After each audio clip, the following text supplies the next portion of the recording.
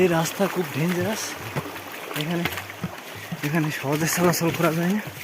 কোনো বাংলাদেশি এখানে আসে নাই, একমাত্র বর্ডার গার্ড এখানে চলাচল করে, আর কিছু কুকিং পার্টি চলাচল করে।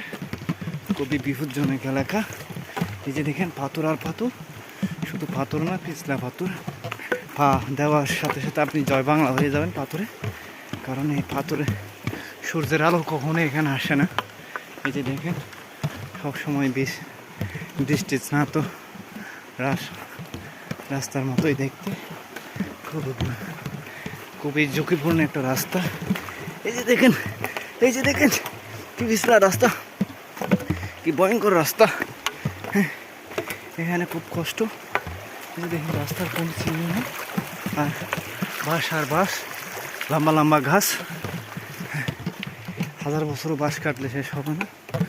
রাস্তা বর্ষার দিনে এখানে কোমর থেকে হাঁটু থেকে গলা পর্যন্ত পানি থাকে, আর পানির স্রোত থাকে ঘন্টায় হাজার হাজার কিউসেক।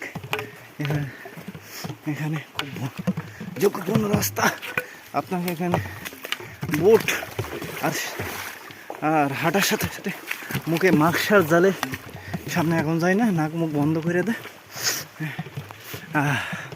খুব কঠিন একটা রাস্তা, দুদিকে উঁচা উঁচা পাহাড়, মাঝখানে এই জিরে দিয়ে আমাদেরকে অতিক্রম করতে হবে।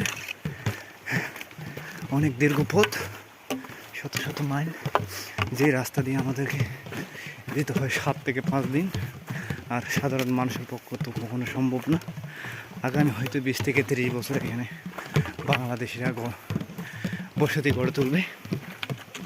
এই যে দেখেন পানি চলতে থাকে, 10 মিনিট বৃষ্টি হলে এখানে খুব কঠিন অবস্থা।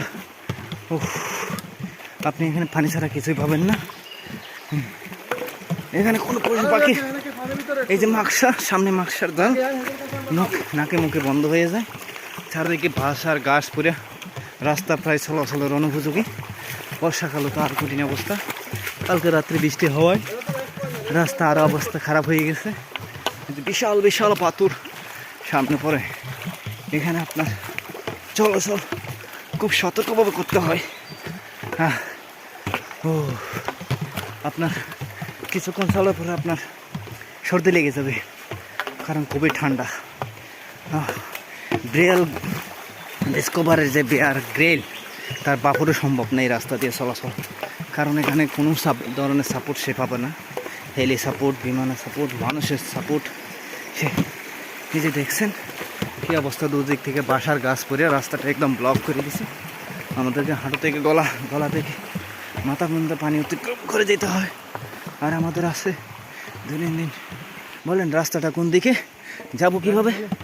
এখানে এখানে এখানে আমাদের যেতে হবে। এই পড়ে গেলাম। যেতে হবে আমাদেরকে, অবশ্যই যেতে হবে। রাস্তার কোনো চিহ্ন নাই। চলে আসলাম।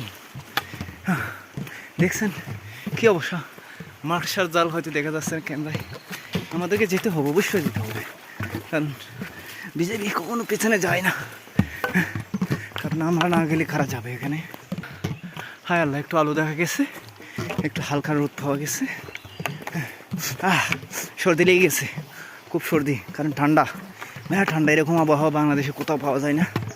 এখানকার আবহাওয়া একদম পিওর আবহাওয়া, বাতাসে কোনো ধরনের ধুলা ময়লা বালি নেই। দেখতে পাচ্ছেন খুব ভয়ঙ্কর রাস্তা।